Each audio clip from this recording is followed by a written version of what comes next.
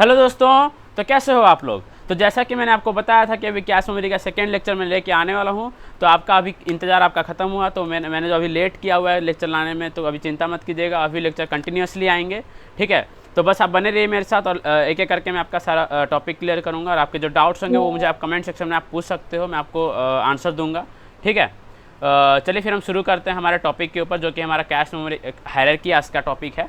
ठीक है, तो सबसे पहले हम डिस्कस करते हैं कि कैश मेमोरी। जो मैंने प्रीवियस लेक्चर में आपको बताया था कि कैश मेमोरी क्या होता है, उसके कुछ बेसिक्स मैंने बताए थे, तो आज उसी को हम आज रिकॉल करेंगे एक बार। ठीक है, कैश मेमोरी में होता क्या है। कैश मेमोरी में वो मतलब कि वो डेटा सेव होता है जो कि हम रेगुलर बेसिस पे यूज़ कर सकते हैं। सीपीयू हम जो रेगुलर बेसिस पे सीपीयू यूज़ कर सकता है। ठीक है ना, तो अब वो सेव कैसे होता है ना, मैंने आपको बताया था कि हमारा एक फॉल्स नोशन होता है कि जैसे कि एक मेमोरी है। फॉल्स नोशन तो नहीं बोल सकते हैं, एक नोशन होता है, मतलब कि अगर एक मेमोरी में से किसी भी हम एक डेटा को एक्सेस करते हैं, किसी भी एक पर्टिकुलर डेटा को अगर हम एक्सेस करते हैं, तो उसके आसपास एरिया को हम मतलब कि सीपीयू और एक बार एक्सेस करेगा, उसका प्रोबेबिलिटी बहुत ज़्यादा होता है। ठीक है ना, तो इसीलिए हम उसको बोलते हैं लोकेलिटी ऑफ रेफरेंस। मैंने आपको लोकेलिटी ऑफ रेफरेंस पहले बताया हुआ है। ठीक है ना, हम इसको बोलते हैं लोकेलिटी ऑफ रेफरेंस। तो कैश मेमोरी क्या करता है ना कि अगर एक बार डेटा मेरा अगर एक्सेस हुआ सीपीयू से, तो कैश मेमोरी क्या करता है ना, कैश मेमोरी उस ब्लॉक, उसके कुछ छोटे से पोर्शन या फिर उसके आसपास के डेटा को अपने अंदर सेव कर लेता है। फिर अगर मुझे दोबारा उस एरिया के डेटा को एक्सेस करना होता है, तो सीपीयू क्या करता है ना, पहले कैश में चेक करता है कि कैश में है कि नहीं, क्योंकि कैश में मेरा फास्ट है। ठीक है ना, फिर कैश मेमोरी से डेटा को अगर प्रेजेंट है, प्रेजेंट होने से हम उसको क्या बोलते हैं, कैश हिट। अगर डेटा प्रेजेंट है तो होता है कैश हिट, अगर डेटा प्रेजेंट नहीं है तो फिर हम उसे बोलते हैं कैश मिस। क्या बोलते हैं हम उसे, कैश मिस। ठीक है, अगर कैश मिस होता है तो वो सीपीयू के पास जाएगा और जो ब्लॉक में डेटा प्रेजेंट होगा उस ब्लॉक को लाके कैश मेमोरी में डाल देगा। अगर प्रेजेंट है तो वहीं से डेटा लाके वो सीपीयू को लाके दे देता है। ठीक है ना, तो इस तरीके से हमारा डेटा ट्रांसफर होता है कैश और मेमोरी और सीपीयू के बीच में। ठीक है ना, तो ये हमारा कंसेप्ट था कि अगर हमारा कैश हिट होता है और कैश मिस होता है तो हमारा सीपीयू किस तरीके से परफॉर्म करता है, कैश मेमोरी के साथ में किस तरीके से डील करता है। ठीक है, तो चलिए हम फटाफट चलते हैं हमारे आज के टॉपिक के ऊपर, जो कि हमारा मेमोरी हायरार्की। एक्चुअली में उसमें हम क्या पढ़ने वाले हैं कि हमारा मेमोरी हायरार्की। ठीक है, हायरार्की हम इसमें क्या पढ़ेंगे ना, मेमोरी, उसका कॉस्ट, उसका स्टोरेज, हम हर चीज़ इसमें डिस्कस करेंगे। जैसे कि मैंने आपको बताया था कि कैश मेमोरी सबसे फास्ट होता है। वो फास्ट क्यों हो पाता है, क्योंकि हम क्या करते हैं कि कैश मेमोरी में, जैसे कि ये मेरा अगर लाइन से कुछ कैश मेमोरी के बारे में डिटेल में जानेंगे। फर्स्ट मैं बता देता हूँ, अगर ये कैश के अगर लाइन्स हैं कैश मेमोरी के, मैं कैश मेमोरी के बारे में बात कर रहा हूँ, तो क्या करता है कि ये स्पीड वे में एक्सेस करने की कोशिश करता है। स्पीड वे में मतलब क्या करता है ना, वो क्या करता है ना, जिस लाइन में डेटा प्रेजेंट है, या तो वो एक साथ हर लाइन को एक्सेस करेगा। ठीक है, अगर एक साथ हर लाइन को एक्सेस करता है तो फिर उसमें हमारा कॉस्ट बहुत ज़्यादा बढ़ जाता है, जिसको हम लोग बोलते हैं एसोसिएटिव एक्सेस, जो कि मैंने आपको प्रीवियस लेक्चर में बताया था। ठीक है, एसोसिएटिव एक्सेस। ठीक है, ये कैश मेमोरी में होता है। अब इसके कारण क्या होता है ना, हमारा प्राइस बढ़ जाता है कैश मेमोरी का। क्यों बढ़ता है, क्योंकि अब हर एक लाइन को एक्सेस करने के लिए हमें डिफरेंट वायर्स चाहिए। ठीक है ना, डिफरेंट डेटा लाइन्स चाहिए, और जितना ज़्यादा डेटा लाइन्स के यूज़ करेंगे कैश मेमोरी का कॉस्ट उतना बढ़ेगा। ठीक है नहीं, तो इसीलिए मेमोरी जो हायरार्की है वो हमारा नॉर्मली कॉस्ट।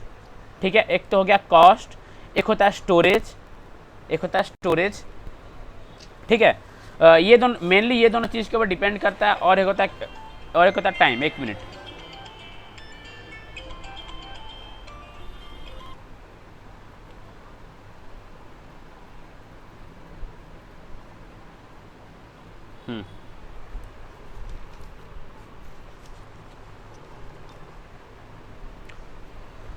हाँ, तो हमारा कैश मेमोरी तीन चीज़ के ऊपर डिपेंड करता है। एक होता है कॉस्ट, एक होता है स्टोरेज, और एक होता है एक्सेस टाइम। ठीक है, एक्सेस टाइम। तो हमारा जितना हम एक्सेस टाइम को हम बढ़ाते हैं, ठीक है ना, हम जितना एक्सेस टाइम को बढ़ाने की कोशिश करेंगे हमारा स्टोरेज उतना ज़्यादा कमेगा। तो एक्सेस टाइम हमारा बढ़ता किस तरीके है, सपोज़ कि हम जब एक्सेस टाइम की बात करते हैं तो हमारा मेमोरी में एक्सेस टाइम का सबसे पहले मतलब क्या होता है कि हम कितना जल्दी हम किसी भी डेटा को सर्च कर सकते हैं मेमोरी से। ठीक है, तो सपोज अगर ये मेरा मेमोरी है, अगर हम एक एक करके अगर हम डेटा को सर्च करते हैं तो हमें टाइम ज़्यादा लगेगा। लेकिन अगर हम एक ही बार में हम डेटा को जाके हम कंपेयर कर देते हैं, एक ही बार में बहुत सारा वायर को लाके हम कंपेयर कर देते हैं, तो हमारा 1 सेकंड में काम हो जाएगा। ठीक है ना, तो उससे क्या होता है कि एक्सेस टाइम तो कम गया, लेकिन हमारा कॉस्ट बढ़ जाएगा, क्योंकि एक ही बार में जो एक्सेस करेंगे उसके लिए हमारा उतना ज़्यादा वायर लगेगा, उतना ज़्यादा हमें मतलब कि हमें कंपोनेंट्स यूज़ करना पड़ेगा। ठीक है ना। तो हमारा क्या बढ़ जाएगा, कॉस्ट बढ़ जाएगा, और उसके लिए फिर हमें स्टोरेज भी कम करना होगा। जितना ज़्यादा स्टोरेज होगा फिर हमें फिर उतना ज़्यादा कॉस्ट बढ़ जाएगा। तो ये बहुत सारे फैक्टर्स है जिस पे कि हमारा मेमोरी के जो हायरार्की है वो डिपेंड करता है। तो सबसे पहले हम अपने मेमोरी हायरार्की को पहले बना लेते हैं। ठीक है, आपने ये अपने बुक में भी देखा होगा, ये बुक में भी प्रेजेंट है। ठीक है, एक मिनट, हाँ ये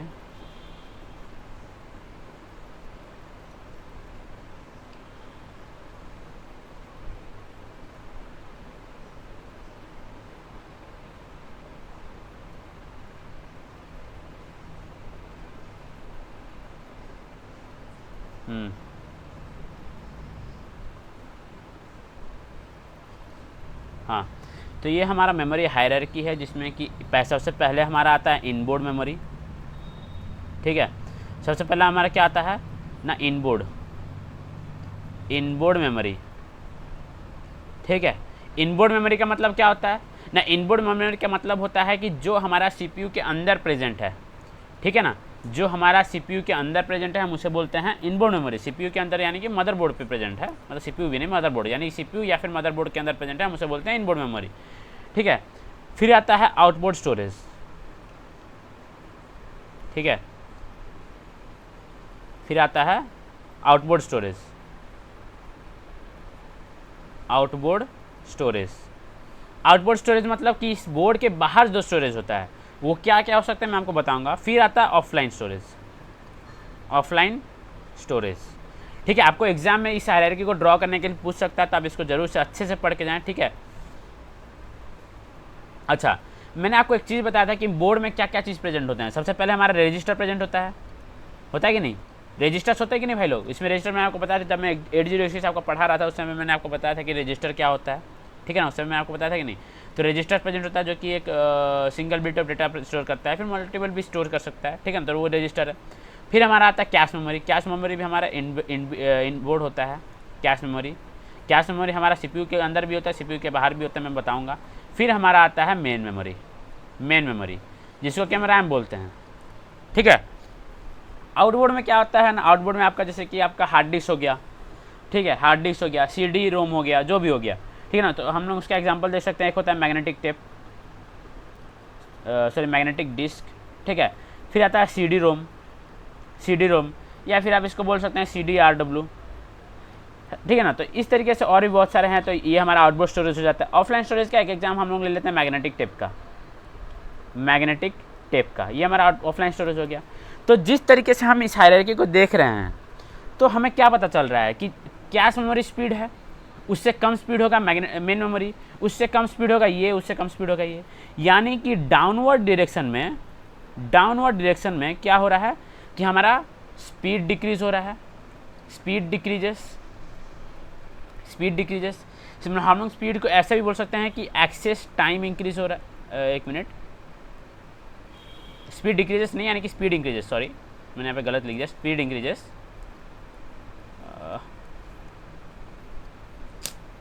एक मिनट रुकना,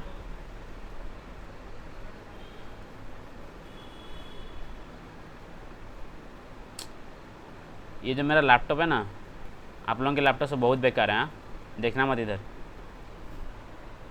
ठीक, चलो देखो,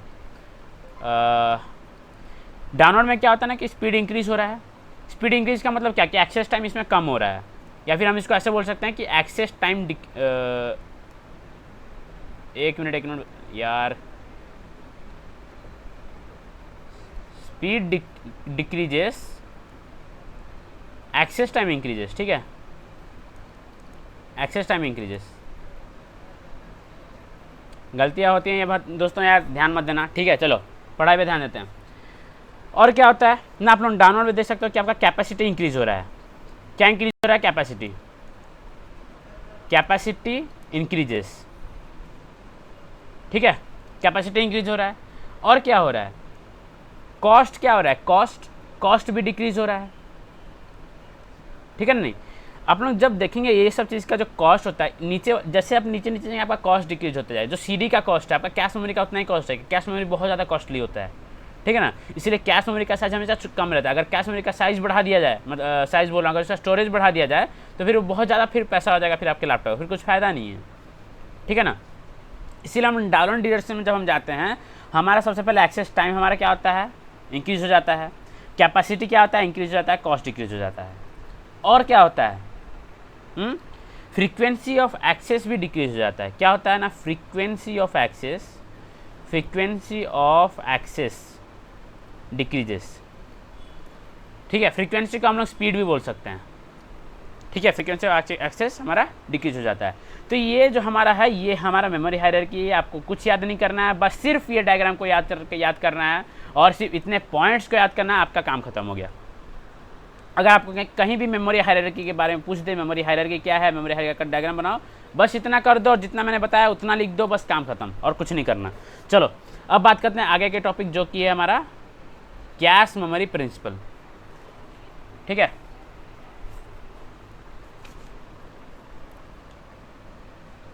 कैश मेमोरी प्रिंसिपल्स।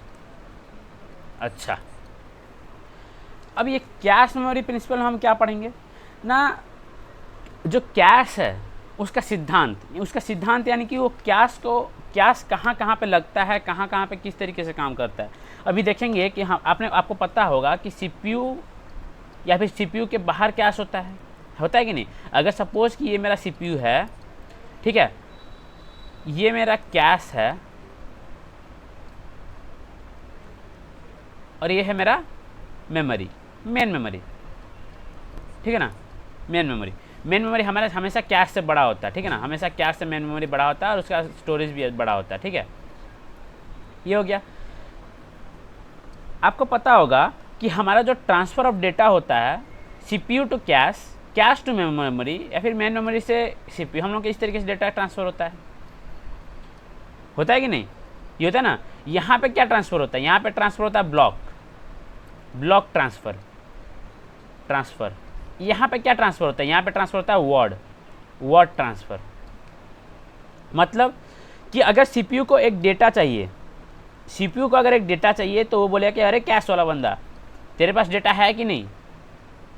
अगर डेटा नहीं होगा तो क्या करेगा, अब अपने बाप को बुलाएगा, ये उसका बाप है, बोला कि पापा मुझे आप अपना डेटा ला के दो ताकि मैं सेव कर सकूँ। अब इसको तो इतना ज्ञान नहीं ना भाई, इतना ज्ञानी थोड़ी होता है, जन्म से थोड़ी इतना ज्ञानी है। तो उसको क्या करना होगा, अपने पाप को पूछना होगा, यानी कि मेन मेमोरी को पूछेगा। तो अब उसको पूछेगा तो वो अब क्या करेगा, अब डेटा जहाँ पे डेटा प्रेजेंट होगा, ये भी बड़ा दयालु है, बाप है ना, क्या कर सकता है। अगर एक खिलौना मांगेंगे तो पापा 3-4 ला के दे देंगे। तो ये क्या करेगा ना कि पूरा ब्लॉक ला के यहाँ पे दे देगा, जहाँ पे डेटा होगा उस एरिया के पूरे डेटा को ला के दे देगा कैश मेमोरी को। अब वो उस पूरे एरिया के डेटा को स्टोर करके रखा रहेगा, ठीक है ना। अब उसको जो डेटा चाहिए सीपीयू को, उसको बस वो डेटा को रिटर्न कर देगा। क्योंकि जो मैंने आपको पहले बताया था लोकेलिटी ऑफ रेफरेंस, वो हमारा कैश मेमोरी प्रिंसिपल पे डिपेंड होता है, ठीक है ना। तो इसे मत भूलिएगा, ठीक है। फिर हम बात करेंगे कि कैश के कुछ लेवल्स होते हैं, हम उस लेवल के बारे में बात करेंगे। अगर आप कैश को जूम करके देखेंगे, जूम कर दो इसको, ठीक है, इसको जूम कर दो।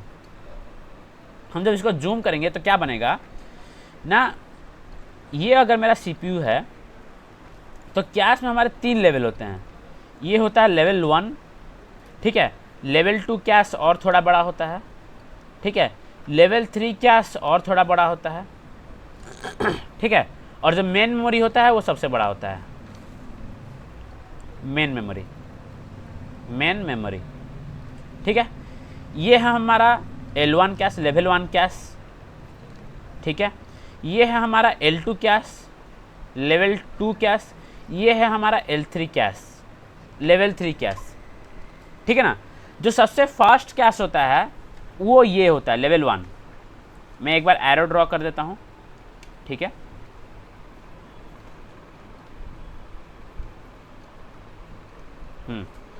हो गया। जो सबसे फास्ट कैश होता है वो हमारा होता है L1 कैश। अगर आपकी जानकारी के लिए मैं बता दूं तो L1 और L2 कैश जो होते हैं वो हमारे CPU के अंदर होते हैं, ठीक है ना। लेकिन L3 कैश जो होता है वो हमारा बाहर होता है। मैं उसका डायग्राम भी आपको दिखाऊंगा, आप चिंता मत कीजिए बिल्कुल भी, ठीक है ना। तो L1 कैश यूज़ किस लिए होता है ना, L1 सबसे फास्ट कैश होता है, इसको हमेशा याद रखिएगा। उसका स्टोरेज हमेशा कम होता है और वो हमेशा CPU के पास होता है, ठीक है ना, सबसे फास्ट वो ही होता है, ठीक है। और उसको इंटरनल कैश भी बोलते हैं, इसको हम लोग क्या बोलते हैं, इंटरनल कैश। आप मेरे वर्ड्स पे ध्यान दीजिए, इंटरनल कैश, ठीक है। एक एक वर्ड आप लोग नोट कीजिए, कॉपी पेन उठाइए और नोट करते रहिए, क्योंकि मेरा एक एक वर्ड इंपॉर्टेंट है, ठीक है। Internal cash. लेवल 2 कैश क्या होता है, ये लेवल 1 से थोड़ा बड़ा होता है बट स्लोअर होता है, थोड़ा मतलब स्लोअर मतलब क्या, लेवल 1 से स्लोअर होता है, स्लोअर मतलब इतना भी स्लो नहीं होता, ठीक है ना, लेवल 1 से स्लो होता है, ठीक है। ये लाइक करता है हमारा CPU और लेवल 3 कैश के बीच में, ठीक है। अब इसका काम क्या होता है ना, ये बहुत सारे डेटा को स्टोर करता है जो कि हमारा मेन मेमोरी में प्रेजेंट होता है, ठीक है ना। इसमें हमारा डेटा स्टोर होता है और फिर हम लोग इसको एक्सेस करते हैं लेवल 1 कैश के थ्रू। इसमें कम डेटा होता है, लेवल 2 में और ज़्यादा होता है, लेवल 3 में और ज़्यादा होता है, ठीक है ना। तो ये कुछ लेवल्स में हमारा डिवाइड होता है, लेवल 3 थोड़ा कम स्पीड होता है, लेवल 3 उससे और कम स्पीड होता है, उसका स्टोरेज और ज़्यादा है, और मेन मेमोरी तो उसका बाप है ही, ठीक है ना। तो ये कुछ लेवल्स हैं जिसके आपको याद रखना होगा, ठीक है ना। 3 लेवल हो गए मेमोरी के। फिर हम बात करेंगे कैश मेमोरी और मेन मेमोरी के स्ट्रक्चर के बारे में। आपको लेवल के बारे में तो पता चल गया, ये सारे चीज़ हमारे प्रिंसिपल ही अभी तक चल रहे हैं, ठीक है ना, ठीक है, अभी तक प्रिंसिपल खत्म नहीं हुआ है।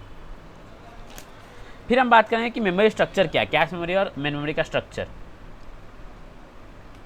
ये अगर मेरा कैश मेमोरी है, सपोज कि मैं इसको कैश मेमोरी मानता हूँ, ठीक है। कैश मेमोरी में हमारा जो डेटा स्टोर होता है वो टैग एंड ब्लॉक यानी कि लाइंस, टैग एंड लाइंस के थ्रू स्टोर होता है, ठीक है, ठीक है। इसको हम लोग बोलते हैं टैग बिट्स, ठीक है। यहाँ पे स्टोर होता है ब्लॉक और यहाँ पे फिर आता है लाइन नंबर्स, ठीक है। हो गया, अच्छा। और मेमोरी एड्रेस की अगर मैं हायरार्की की बात करूँ तो ये हमारा मेमोरी हो गया, ठीक है, ये हमारा मेमोरी हो गया, ये हमारा मेमोरी है, ठीक है ना। अब ध्यान से सुनिएगा, अगर मेरा मेमोरी में 2 to the power n addressable words हैं, n एड्रेसेबल वर्ड्स हैं, n एड्रेसेबल वर्ड्स मतलब कि इतने वर्ड्स हैं, 2 to the power n words हैं मेरे पास, तो एड्रेस का लेंथ कितना होगा, n बिट्स, ठीक है ना। एड्रेस का लेंथ हो जाएगा n बिट्स, ये तो एड्रेस का लेंथ हो गया। अब उसमें उतने वर्ड्स हैं, मेरे पास 2 to the power n words हैं, ठीक है। अगर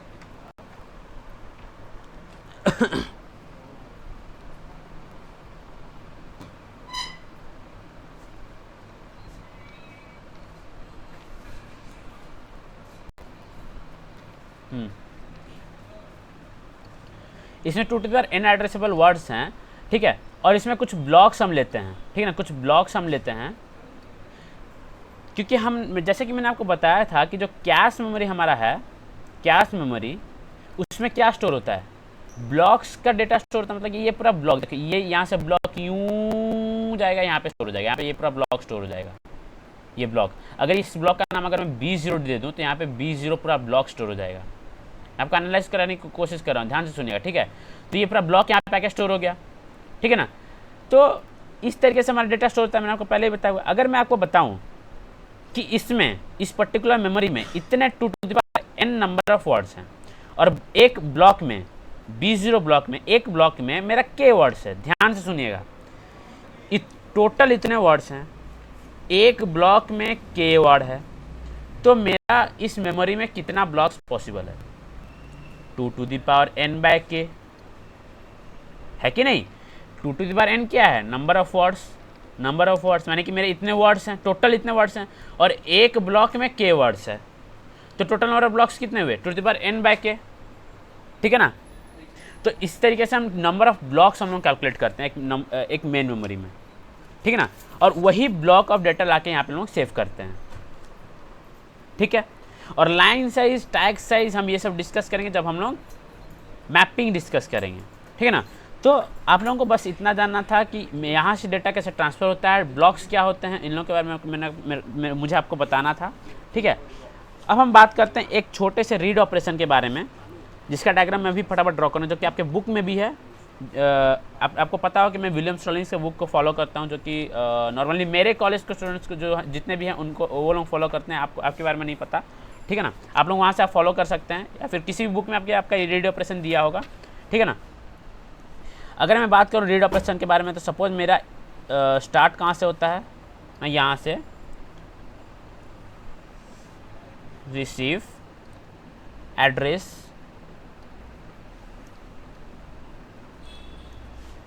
फ्रॉम सीपीयू, ठीक है। सबसे पहले हमारा सीपीयू से एक एड्रेस रिसीव होगा, फिर कहाँ जाएगा, फिर क्या रहेगा, क्या सीपीयू से एड्रेस रिसीव करने के बाद पहले चेक करेगा कि जो रिसीव्ड एड्रेस है, जो रिसीव्ड एड्रेस है वो मेरा कैश में प्रेजेंट है कि नहीं। Is block containing RA in cash, मेरा कैश में जो कैश में उस एड्रेस का डेटा प्रेजेंट है कि नहीं। अगर प्रेजेंट नहीं है तो इधर जाएगा, no.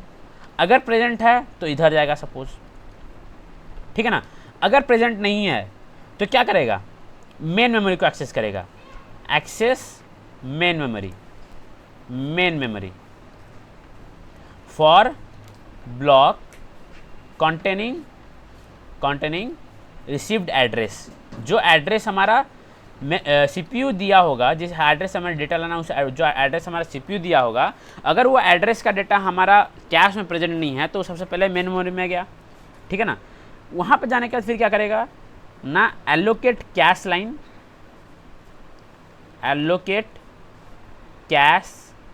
Line for main memory block, ठीक है ना। क्या करेगा ना, यहाँ अब जाके वो कैश में सबसे पहले उस ब्लॉक को एलोकेट कर देगा।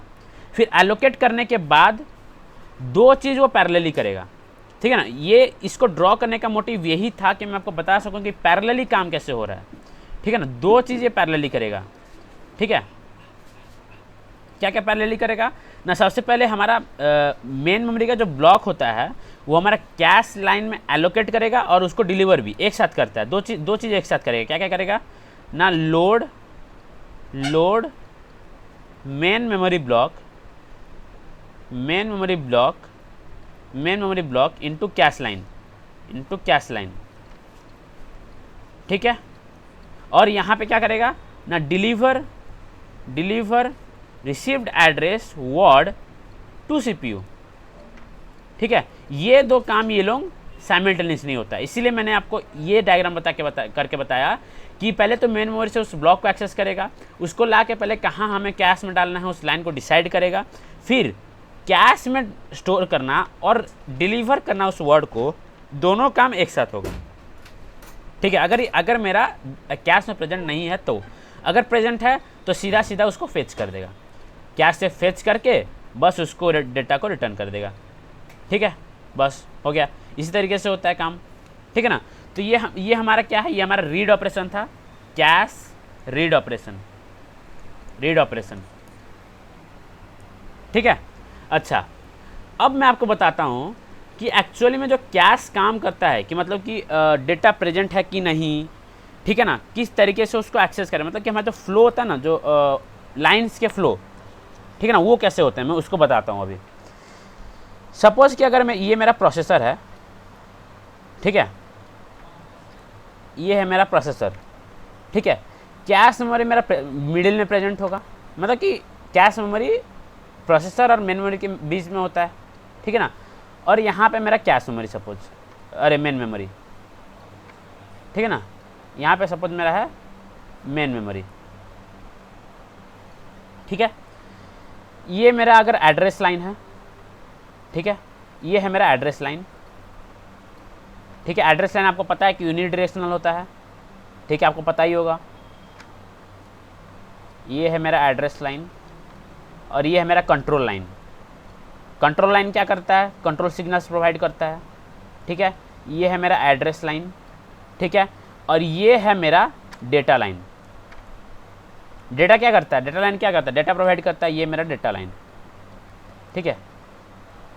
इसके बीच में एक बफर रहता है, जिसको हम लोग बोलते हैं डेटा बफर। ठीक है, इसको हम लोग बोलते हैं एड्रेस बफर, इसको हम लोग बोलते हैं एड्रेस बफर, और इसे हम लोग बोलते हैं डेटा बफर। Data buffer. अच्छा, एड्रेस बफर और डेटा बफर का काम क्या होता है ना, सबसे पहले प्रोसेसर क्या करेगा ना, हमें एड्रेस प्रोवाइड करता है कि कौन से एड्रेस हमें डेटा निकालना है। ठीक है ना, तो प्रोसेसर मेरा क्या किया ना, एड्रेस प्रोवाइड किया। अब वो यूँ इस एड्रेस में जाएगा। ठीक है ना, यूँ इस एड्रेस में जाएगा और यहाँ पे अटका रहेगा। ये जो एड्रेस बफर है यहाँ पे जाने के बाद यहाँ पे अटका रहेगा, यहाँ पे ऐसे अटका रहेगा। कब तक अटका रहेगा, जब तक इसको कैश मेमोरी में जाके वो डेटा को फेच नहीं कर लेता।